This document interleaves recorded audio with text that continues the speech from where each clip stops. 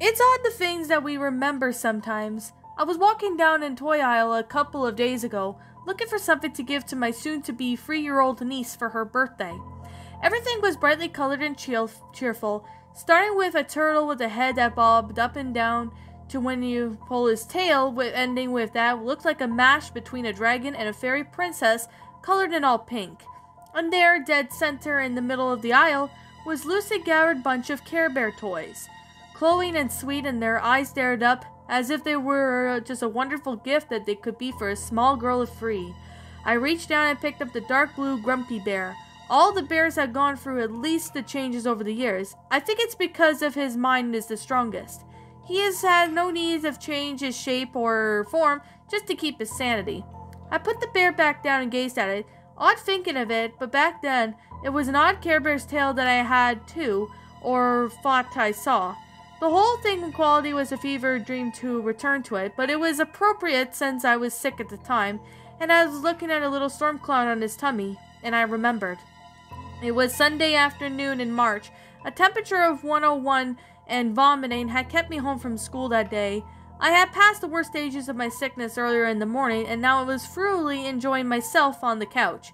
Consuming anything that TV would throw me away, my mom had left to run some errands, so I was alone in the house. Normally I would never take this advantage of this freedom by raining some ice cream out of the freezer. As I was far too tired, though, I still felt slightly nauseous. That might explain why I didn't change the channel when it was brightly colored when Care Bears came on.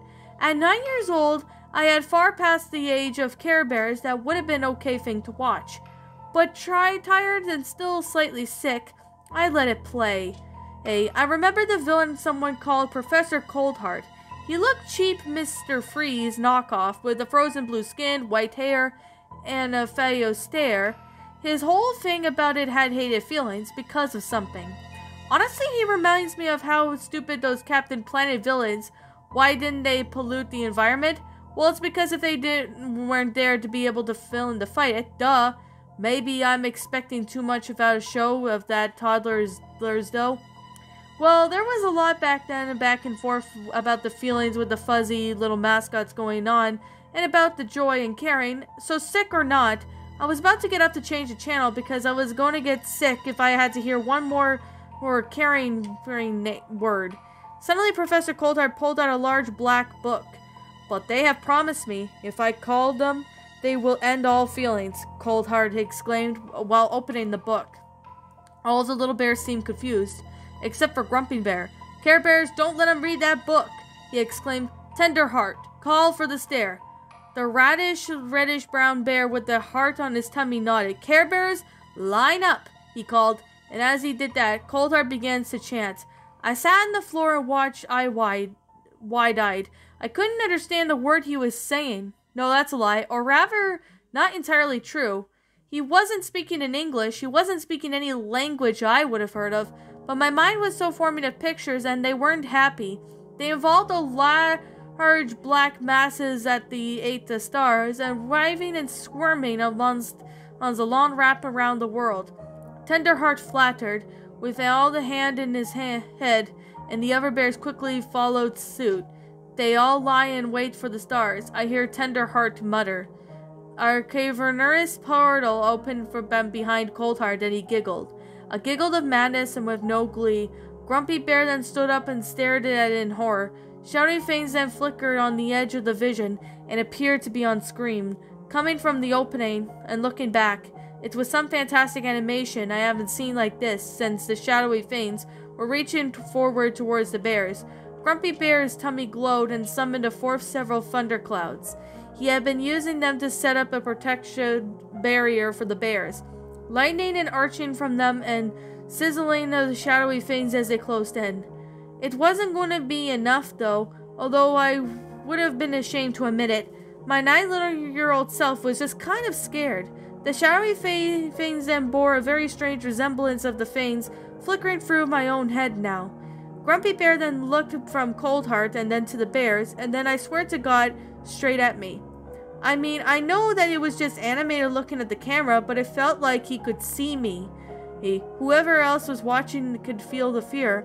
He nodded. I have to break the connection, he said. then turned back to Coldheart as he closed his eyes and concentrated. His tummy glowed brighter than I've ever seen. A gigantic thundercloud appeared above him and filling the entire building. Coldheart looked up in awe.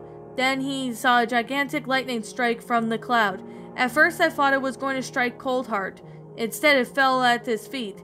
He screeched and jumped backwards, losing his balance, and as he did, he fell backwards into the portal behind him, still while holding the black book. There was a mighty clap of thunder on the screen and turned white. For a moment I wondered if it had a power surge that would hurt the TV after moments, then it cleared through. Grumpy Bear was going to catch a bear now, picking him off the floor and patting him on the back, saying a few encouraging words. "I can't live with it," Green Bear said with a clover on his belly said. "I saw things, too many things." "Don't worry, Good Luck," Grumpy said, patting his bear's back.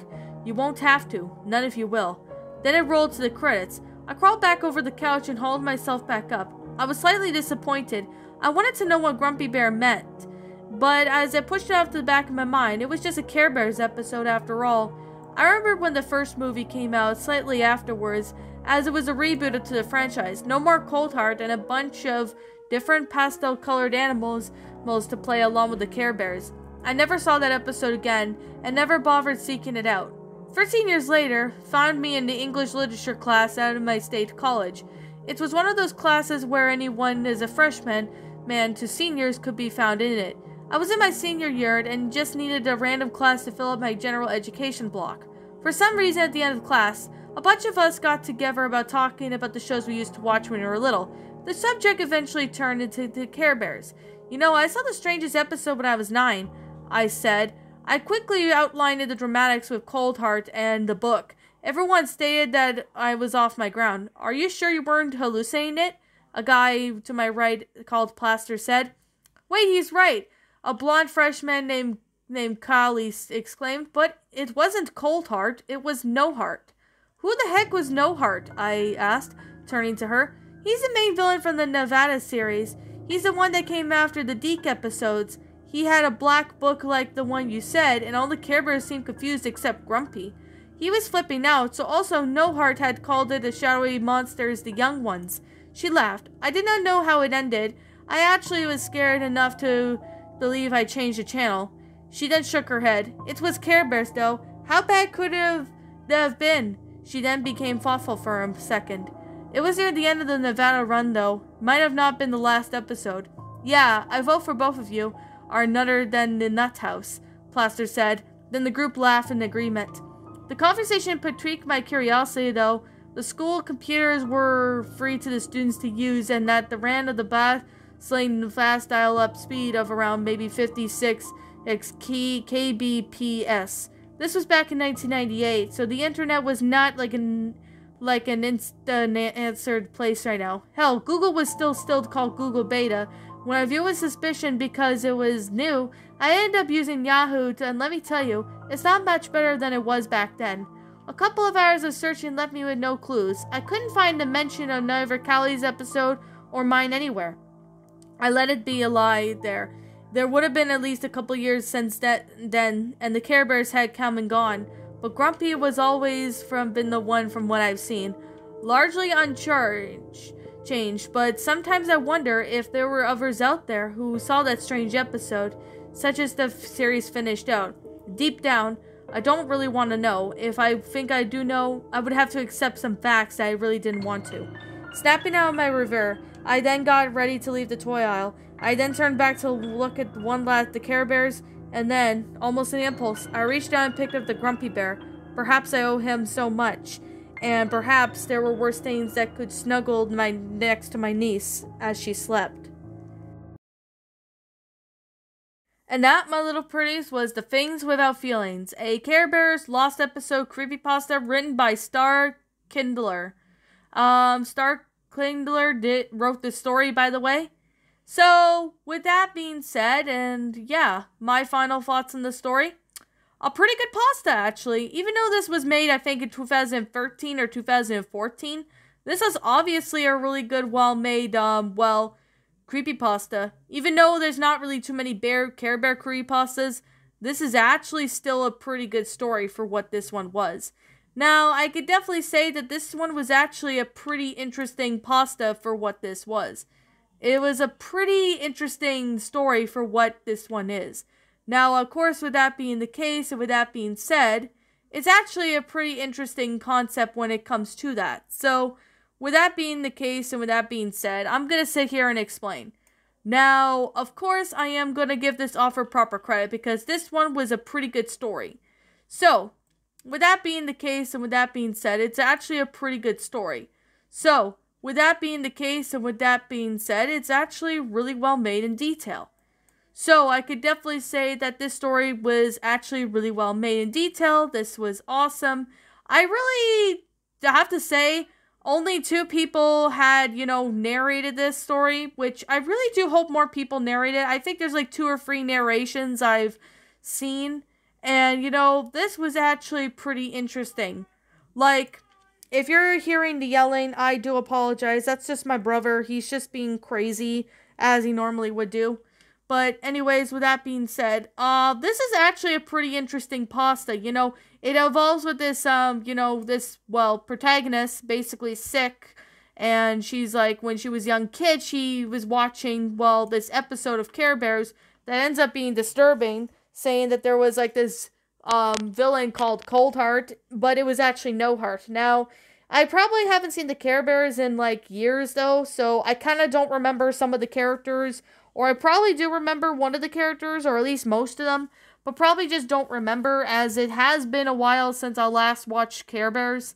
So I guess that's one thing I'm definitely saying, I'm just gonna sit here and say this.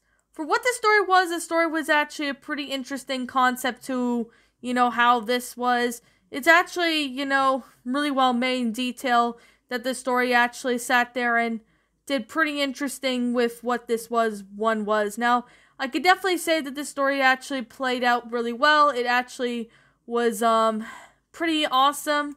I actually have to say, when I first saw this story, I actually was, pretty disturbed with this story. Now, I kind of remember the story back then. It's been like quite a while since I last sat there and did this story. I think I narrated this back in 2019. I just haven't had the time to sit there and narrate it. Now, basically, it's kind of like a flashback of what happened, about the episode the person saw.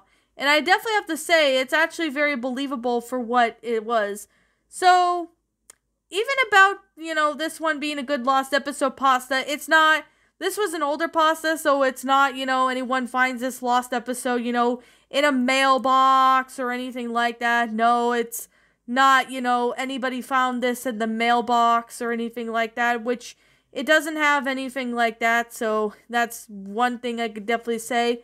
It doesn't have, the story was, like, lost in the mailbox. It wasn't, anything like that. No, basically the story was not cliched, as some people would think it is cliched, but to me, it's not cliched, to be completely honest. So I could definitely say that this story was actually a pretty good concept for what this one was. It actually played out very well, despite the fact that, this is a Care Bears one, but I definitely have to say, it's a pretty good creepypasta. It was really well made and detailed. And the grammar of this story is really good. Like, the grammar is really well done. It's really awesome. It's pretty good and really well made for what it is. Now, I know there were a few flaws about this that could, be, described, One of them being that the story actually provided, a lot of, good context to, what actually is going on with this. So I definitely have to say this story actually played out well. It actually was very well made in detail. It actually, had a really good concept to what was actually going on. So I definitely have to say that this story was actually, I kind of repeated it already. I really have to say this story actually played out well. Like, I can definitely say there's definitely, like, a lot of time and effort into the story. So I could definitely say that the story actually played out very well. So, anyways, I definitely have to say the grammar was good, along with the sentence structuring, storyline, everything about it was just, wow, amazing.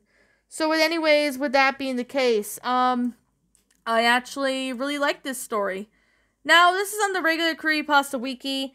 If you guys want to, check out this story, I highly recommend you check it out because it's a really good story, really good, well made, and I definitely have to say, hey, right now that this story actually was believable. Like, it has a lot of believability in it. There's, like, no cliches in the story, which is good. There's, like, no cliches. There's like no cliches in this story, which I'm really glad that there isn't any cliches in the story, because pretty much most of the creepypastas I've seen are just, cliched, or they just don't have any time and effort into them. And, that's very disappointing with pastas nowadays, but this one actually did pretty good. Now, I kind of remember hearing this for the first time on Shadow's channel. I think back when his old channel was still up before it was terminated. I really hope Shadow really re-narrates this one or re-uploads it because I really like this story. It actually provided really good context. It was very good and well made. It actually was beautiful, really well done. I just really enjoyed this story. So I definitely have to say it's pretty good. So anyways, I'm going to sit here and say, with that being the case and with that being said, yeah. I'm going to sit here and say right now that this is just simply my own personal opinion, and if you happen to disagree with me, that is fine too. We're all entitled to our own opinions in regards to these creepypastas, and this is simply my own personal thoughts.